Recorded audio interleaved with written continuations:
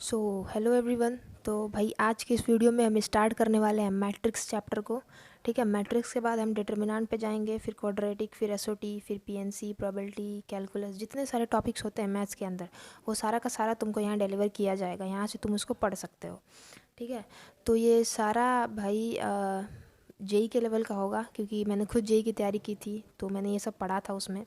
तो सारा वही content I want to share with everybody through YouTube. तो चलो स्टार्ट करते हैं। बेसिकली देखो, मैट्रिक्स यहाँ से जो भी बच्चा पढ़ेगा एकदम हम लोग बेसिक से स्टार्ट करेंगे, क्योंकि आई बिलीव कि अगर बेसिक स्ट्रांग हो तो आगे कोई प्रॉब्लम नहीं आती है बड़े बड़े क्वेश्चंस में। तो हम बेसिक से स्टार्ट करेंगे। बोर्ड का बच्चा भी देख सकता है, जो जेई की तैयारी कर रहा है उसको भी हेल्प मिल सकती है यहाँ से। ठीक है, तो चलो भाई स्टार्ट करते हैं। तो देखो, मैट्रिक्स बेसिकली होता क्या है। आज का बहुत ही बेसिक लेक्चर होगा, जिसको ये सारा बेसिक आता है वो लेक्चर ना देखे। सिर्फ उन बच्चों के लिए जो मैट्रिक्स का नाम पहली बार सुन रहे हैं उनके लिए ये लेक्चर है। देखो, मैट्रिक्स बेसिकली होता है रेक्टेंगुलर अरेंजमेंट। सिर्फ यही होता है, ये रेक्टेंगुलर अरेंजमेंट। ठीक है, क्या होता है ये? रेक्टेंगुलर अरेंजमेंट होता है, कुछ एलिमेंट्स का रेक्टेंगुलर अरेंजमेंट। रेक्टेंगुलर अरेंजमेंट का मतलब कि कुछ नंबर्स को या कुछ अल्फ़ाबेट्स को हम बेसिकली रेक्टेंगल के फॉर्म में अरेंज कर देते हैं। मतलब कि रोज़ और कॉलम के फॉर्म में हम नंबर्स को अरेंज करते हैं, एलिमेंट्स को अरेंज करते हैं। बेसिकली मैट्रिक्स के अंदर जो भी हम लिखते हैं नंबर से अल्फ़ाबेट, उनको एलिमेंट्स बोला जाता है। तो जब हम एलिमेंट्स को रोज़ और कॉलम के फॉर्मेट में अरेंज करते हैं ना, तो उस अरेंजमेंट को मैट्रिक्स बोला जाता है। मैट्रिक्स देखो, मैट्रिक्स को करने के लिए हम ये ब्रैकेट यूज़ करेंगे। मैट्रिक्स बनाने के लिए हम ये ब्रैकेट यूज़ करेंगे, या हम ऐसे वाला ब्रैकेट भी यूज़ कर सकते हैं, या हम ऐसे वाला ब्रैकेट भी यूज़ कर सकते हैं। ठीक है, इसी के अंदर हम इसके एलिमेंट्स लिखेंगे। ठीक, अब देखो, जो मैट्रिक्स होता है ना उसको कैसे रिप्रेजेंट करते हैं। तो जो ए होता है, मैट्रिक्स को हम ए से रिप्रेजेंट करेंगे, जो कि कुछ इस तरीके से होगा, ए आई जे, जहाँ पे आई की वैल्यू 1 से लेके एम और जे की वैल्यू 1 से लेके एन तक होगी। ठीक, जहाँ पे आई डिनोट रोज और जे डिनोट कॉलम्स। क्या मतलब है इसका? What does this mean? देखो, मैट्रिक्स को बेसिकली हम ए आई जे से डिनोट करेंगे, जहाँ पे आई वेरी करेगा 1 से एम और जे वेरी करेगा 1 से एन। क्या मतलब है इसका?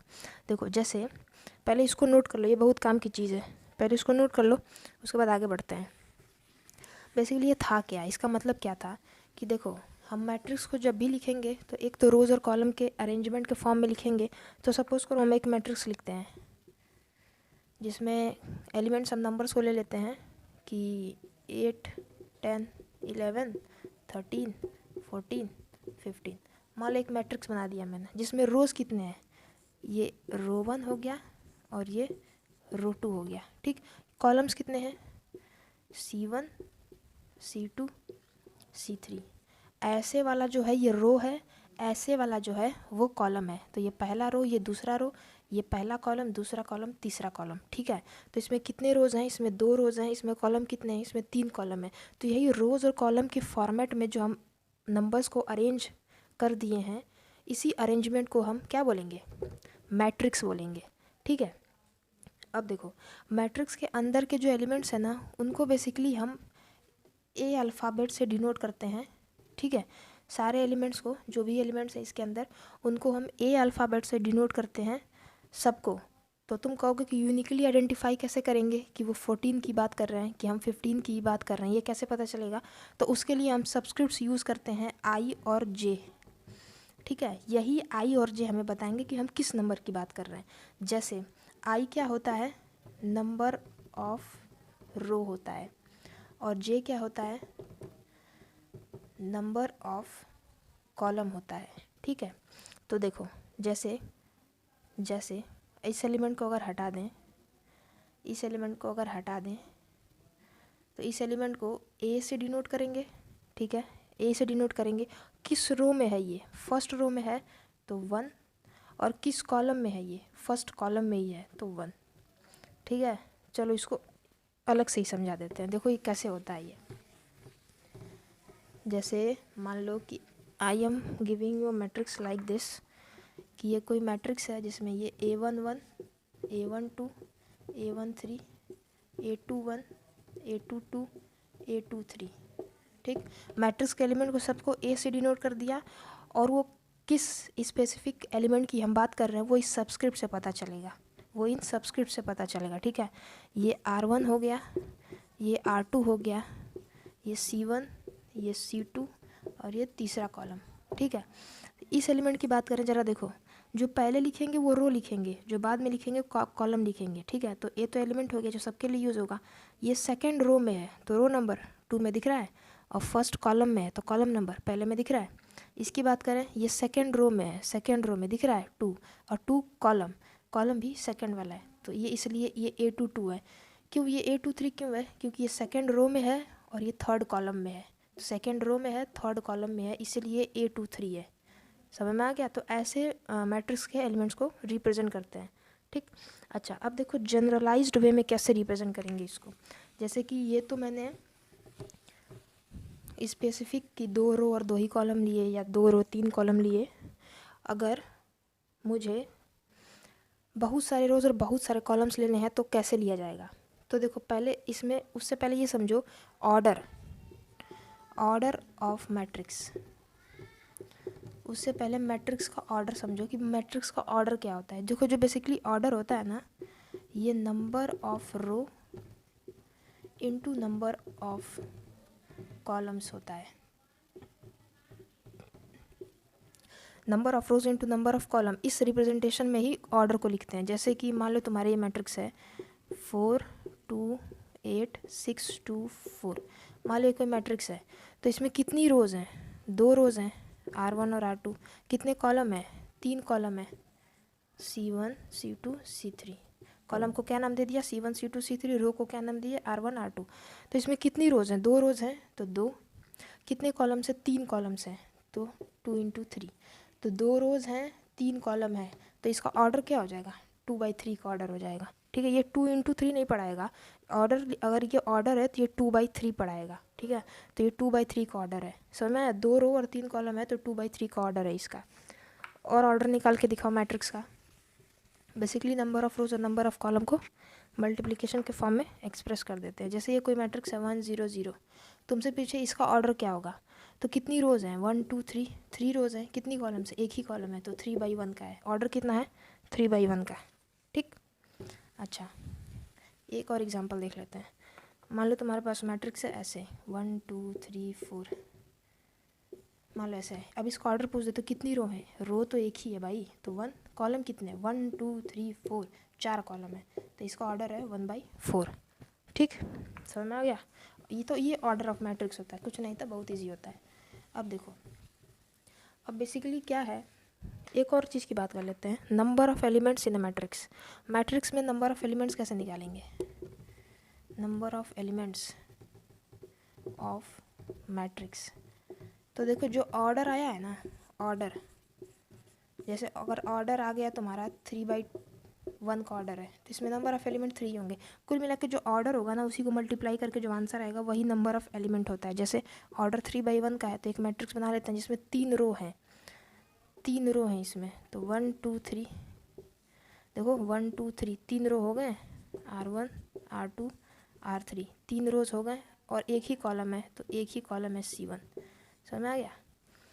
तो देखो 3 रोज हैं और एक ही कॉलम है, तो ये 3/1 का ऑर्डर का हो गया। कितने एलिमेंट्स हैं? 1 2 3, 3 एलिमेंट है, तो ऑर्डर को मल्टीप्लाई करके जो आंसर आ जाएगा ना, उतना ही नंबर ऑफ एलिमेंट होते हैं मैट्रिक्स में, ठीक। अब तुमने डेफिनेशन में पढ़ा होगा मैट्रिक्स के कि matrix is rectangular arrangement of mn numbers, ठीक, mn नंबर्स। तो वो mn कहाँ से आया है? From where that mn has come.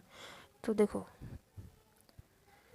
Basically होता क्या है कि अगर हम जनरल मैट्रिक्स की बात करें, जनरलाइज्ड फॉर्म ऑफ मैट्रिक्स, अगर मैट्रिक्स के जनरलाइज्ड फॉर्म की बात करें, कि अगर हम ऐसे लिखते हैं ना कि ये A11 है, फर्स्ट रो और first column, A12 A13 A21 A23 A22 A23 A31 A32 A33। अब देखो बेसिकली ये है, तो इसमें क्या है, ये फर्स्ट रो फर्स्ट कॉलम का एलिमेंट है R1 R2 R3, और ये C1 C2 C3। ये देखो फर्स्ट रो और फर्स्ट कॉलम का एलिमेंट है तो इसको A11 बोलेंगे। ये फर्स्ट रो सेकंड कॉलम का है, फर्स्ट रो सेकंड कॉलम का है तो A12 बोलेंगे। ये फर्स्ट रो थर्ड कॉलम का है, फर्स्ट रो थर्ड कॉलम का है तो A13 बोलेंगे। सिमिलरली ये थर्ड रो और फर्स्ट कॉलम का है तो A31 बोलेंगे। ठीक है, तो ये हो गया कि एलिमेंट्स को ऐसे रिप्रेजेंट करेंगे मैट्रिक्स के अंदर, जिसमें सबस्क्रिप्ट हमें बताएगा कि हम किस एलिमेंट की बात कर रहे हैं, वो एलिमेंट किस रो और किस कॉलम में लाई करता है। ठीक है, तो ये तो हो गई मैट्रिक्स की बात। अगर देखो, अगर हम जनरलाइज्ड फॉर्म ऑफ मैट्रिक्स देखें कि अगर उधर और बढ़ाते हैं, चाहे कॉलम्स की संख्या और बढ़ाते जाएं, रोज़ भी और सारे बढ़ाते जाएं, तो उसको कैसे लिखते हैं, तो वहीं से MN नंबर्स का कॉन्सेप्ट आया है। देखो कैसे, देखो बेसिकली ये है कि ये A11 हो गया first row first column, A12 हो गया फर्स्ट रो सेकेंड, अभी तो पहला ही रो चल रहा है ना, ये तो R1 ही है, ये तो पहला ही रो है ना, ये तो पहला ही रो चल रहा है। ये कॉलम C1 हो गया, ये कॉलम C2 हो गया, ये first row third column C3। ऐसे करते करते करते करते अगर हम nth कॉलम तक चले जाएं कि A फर्स्ट रो और nth कॉलम, फर्स्ट रो तो पहला ही है, रो तो पहला ही है, और nth कॉलम की संख्या क्या है, nth कॉलम है, ये nth कॉलम में पड़ रहा है। पहला कॉलम, दूसरा कॉलम, तीसरा कॉलम, ये nth कॉलम। सिमिलरली ये second row first column, second row second column, second row third column, ऐसे करते करते सेकंड रो nth कॉलम, और ऐसे करते करते रोज़ में भी हम आ जाएँ, ये R2 हो गया, और ऐसे करते करते अगर हम RM पे आ जाए, RM मतलब mth कॉलम, mth रो मतलब mth रो मतलब देखो ये हो गया AM1, mth रो पहला कॉलम, AM2, AM3, और ऐसे करते करते AMN तक जाएंगे। देखो मैंने क्या किया, ये जनरलाइज्ड फॉर्म होता है मैट्रिक्स का। कैसे, देखो ये R1 है, ये पहला रो है, तो सब में सबसे पहला I की वैल्यू 1 ही है, 1 1 1 1, और सेकंड वाला कॉलम को डिनोट करता है, तो देखो कॉलम पहला, कॉलम दूसरा, कॉलम तीसरा, और ऐसे करते करते nवां कॉलम। ठीक, उसके बाद नीचे आ जाए सेकंड रो पे, तो सेकंड रो सब सेकंड रो में है तो सब 2 है, फिर column number 1, column number 2, column number 3 से लेके कॉलम नंबर n तक। ठीक, अब उसके नीचे नीचे पहला रो, दूसरा रो, तीसरा रो, चौथा रो, पांचवा रो, सके तो mth रो, तो mth रो ये भी mth रो में है, ये भी mth रो में है, ये भी mth रो में है, column number 1, column number 2, column number 3, column number n। ये वाला एलिमेंट देखो mth रो में है, mth रो में है, ये mth रो है, और सेकंड कॉलम में है, सेकंड कॉलम में है, सेकंड कॉलम में है, ये वाला एलिमेंट समझ में आया। तो mth रो में है और सेकंड कॉलम में है, ये mth रो में है थर्ड कॉलम में, ये m की वैल्यू कुछ भी हो सकती है, 100 200 5 7 8 कुछ भी हो सकती है। ठीक है, तो ये जनरलाइज्ड फॉर्म ऑफ मैट्रिक्स है। और इसमें कितने एलिमेंट्स हैं, नंबर ऑफ एलिमेंट्स कितने हैं, तो पहले इसका ऑर्डर क्या होगा, देखो जरा इसका ऑर्डर क्या होगा। इसमें नंबर ऑफ रोज कितने हैं, पहला दूसरा से m तक, फर्स्ट सेकंड थर्ड से m तक गया है, तो m रोज है, इनटू कॉलम कितने हैं, पहला दूसरा तीसरा से लेके n तक गया है, तो n कॉलम्स हैं, तो इसका ऑर्डर क्या हो जाएगा, m/n। तो इसमें एलिमेंट्स कितने हो जाएंगे, mn एलिमेंट्स हो जाएंगे। ठीक है, मल्टीप्लाई कर देंगे तो एलिमेंट्स आ जाएंगे, तो m/n ऑर्डर है और एलिमेंट्स कितने हैं, mn एलिमेंट्स हैं। तो ये जनरलाइज्ड फॉर्म ऑफ मैट्रिक्स है। ठीक, अब एक और बात कर लेते हैं कि मैट्रिक्स इक्वल कब होते हैं। मान लो कि ये बोर्ड में बहुत पूछा जाता है कि इक्वल मैट्रिसेस कब होंगे, दो मैट्रिक्स इक्वल कब होंगे। तो देखो भाई, दो मैट्रिक्स इक्वल कब होंगे,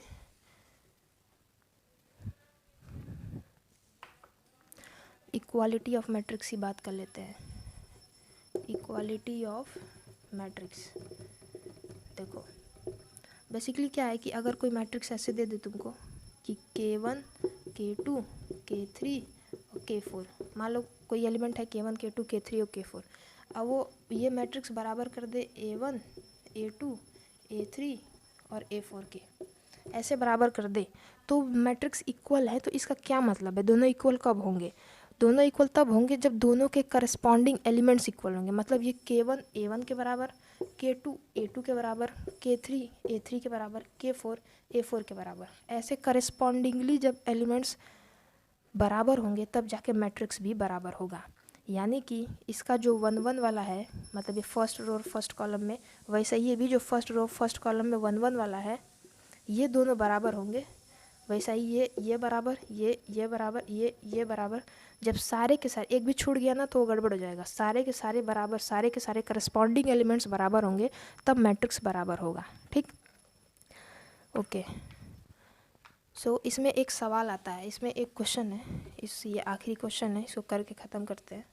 आई जे वाला कॉन्सेप्ट समझ में आया है ना? आई मतलब नंबर ऑफ रो, जे मतलब नंबर ऑफ कॉलम। ठीक, और उसी से हम एलिमेंट का पता लगाते हैं। और आई की वैल्यू 1 से लेके m तक जाती है।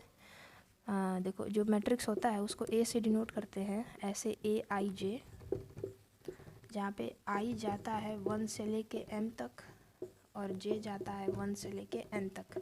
वो बताया ना मैंने कि a11 a12 से लेके a1n तक जाता है, फिर ऐसे करते करते am1 am2, ऐसे करते करते amn तक जाता है। ठीक, तो आई मतलब रो, नंबर ऑफ रो, जे मतलब नंबर ऑफ कॉलम। तो देखो ये ए आई जे है, तो आई की वैल्यू 1 से लेके m तक वेरी कर रही है, मतलब आई की वैल्यू मतलब जो पहला है वही तो आई है ना, और रो को डिनोट कर रहा है, तो रो मतलब ऐसे, ये रोज हैं सब R1 R2 R3 से लेके RM तक गया है। ठीक, तो आई की वैल्यू 1 से लेके m तक है। देखो ये 1 है, फिर 2 1 आता, फिर 3 1 आता, फिर 4 1 आता, ऐसे करते करते m1 आ गया, m1 आ गया है। ठीक है, तो आई की वैल्यू 1 से लेके m तक वेरी कर रही है, आई की वैल्यू 1 से लेके m तक वेरी कर रही है, वही तो रो है ना, R1 R2 R3 R4। ये पहला रो, ये दूसरा रो, ये तीसरा रो, ये चौथा रो, ऐसे करते करते m रो। तो आई की वैल्यू 1 से लेके m तक वेरी करेगी। सिमिलरली जे की वैल्यू 1 से लेके n तक वेरी करेगी। ये पहला कॉलम, दूसरा कॉलम, तीसरा चौथा से लेके nवां कॉलम, तो 1 से लेके n तक जे की वैल्यू वेरी करेगी। ये पहला C1, ये पहला C2, इसके बीच में C4 और C3 C4 C5 आएंगे, उसके बाद Cn आएगा। तो 1 से लेके n तक वेरी कर रहा है जे, क्योंकि जे क्या है, कॉलम है, और कॉलम तो 1 2 3 4 से लेके n तक ही है ना, तो 1 से n तक। और आई क्या है, रो है, तो रो तो 1 2 3 4 से लेके m तक है ना, तो वही 1 से लेके m तक। ठीक है, ये क्या है, आई रो है, नंबर ऑफ रो को डिनोट करती है। तो ये मैट्रिक्स का ऐसे रिप्रेजेंटेशन होता है ए आई जे, जहाँ आई की वैल्यू 1 से m कुछ भी हो सकता है, m कैन बी एनीथिंग। ठीक, जहाँ तक तुम चाहो वहाँ तक m को ले जा सकते हो। फिर देखो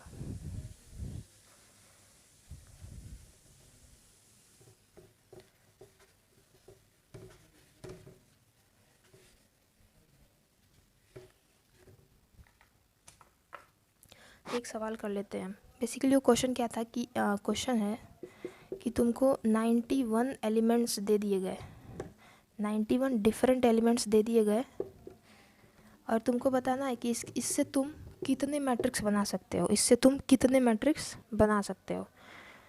ठीक है, तो मतलब कि तुमको mn की वैल्यू दे दी है 91, नंबर ऑफ एलिमेंट ही तो है। तो अब मान लेते हैं कि m रोज़ हैं और n कॉलम है, उसकी वैल्यू 91 दे दी गई है। ठीक है, m रोज़ और n कॉलम है, उसकी वैल्यू 91 देगी। पहले तुम देखो 91 को कितने तरीके से लिख सकते हैं। 91 को 13 इंटू 7 लिख सकते हैं, 7 इंटू 13 लिख सकते हैं, 1 इंटू 91 लिख सकते हैं, और 91 इंटू 1 लिख सकते हैं। इन 4 तरीके से 91 को लिख सकते हैं, और यही चीज़ें हमारी रो और कॉलम में जाएंगी। ये बेसिकली मैंने क्या लिख दिया, ऑर्डर ऑफ मैट्रिक्स लिख दिया, ऑर्डर ऑफ मैट्रिक्स लिख दिया, जिससे हमें हर सब में 91 एलिमेंट्स ही मिल रहे हैं, लेकिन मैट्रिक्स का ऑर्डर अलग अलग है। ठीक, तो एक मैट्रिक्स 13/7 की बनेगी, जिसमें 13 रो और 7 कॉलम होंगे। एक मैट्रिक्स 7/13 की भी बन सकती है, जिसमें 7 रोज और 13 कॉलम्स होंगे। एक मैट्रिक्स 1/91 की भी बन सकती है, जिसमें एक रो और 91 कॉलम्स होंगे। एक मैट्रिक्स 91/1 की भी बन सकती है, जिसमें 91 रोज और एक ही कॉलम होगा। ठीक है, तो 4 तरीके का ऑर्डर का मैट्रिक्स बन सकता है। ठीक, आगे देखते हैं तो फिर इसमें क्या होगा, आगे क्या करेंगे। देखो बेसिकली क्या होगा कि अगर ये एक मैट्रिक्स हो गया 13/7 का मान लेते हैं, जिसमें 91 एलिमेंट्स हैं। एक मैट्रिक्स ये हो गया 7/13 का, जिसमें भी 91 एलिमेंट्स हैं। एक मैट्रिक्स ये हो गया 1/91 का, जिसमें भी 91 एलिमेंट्स हैं। और एक मैट्रिक्स ये हो गया 91 एलिमेंट्स का 91/1 का। ठीक, तो ये 4 तरीके के ऑर्डर के मैट्रिक्स हमको मिल जाएंगे, जिसमें 91 एलिमेंट हम डाल सकते हैं। अब देखो, अब ये भी तो 91 एलिमेंट्स आपस में इंटरचेंज होके या फिर अपना अपना जगह बदल के अलग अलग मैट्रिक्स दे सकते हैं। तो तुमने पीएनसी में पढ़ा होगा कि अगर 5 डिफरेंट नंबर्स हैं तो उनको कितने तरीके से अरेंज किया जा सकता है, 5 फैक्टोरियल से। वैसे ही इसमें 91 एलिमेंट्स हैं तो इनको आपस में कितने तरीके से अरेंज किया जा सकता है, 91 फैक्टोरियल तरीके से। ठीक, तो यहाँ से 91 फैक्टोरियल मैट्रिक्स मिलेंगे, यहाँ से भी 91 फैक्टोरियल मैट्रिक्स मिलेंगे। सिमिलरली ये भी आपस में अरेंज करके 91 फैक्टोरियल तरीके से खुद को अरेंज करके अलग मैट्रिक्स दे सकते हैं। तो यहाँ से भी 91 फैक्टोरियल मैट्रिक्स, यहाँ से भी 91 फैक्टोरियल मैट्रिक्स। तो ओवरऑल 4 × 91 फैक्टोरियल मैट्रिक्स तुमको मिलेंगे। ठीक, तो आज के लिए बस इतना ही, नेक्स्ट वीडियो में आगे बढ़ेंगे। ठीक है।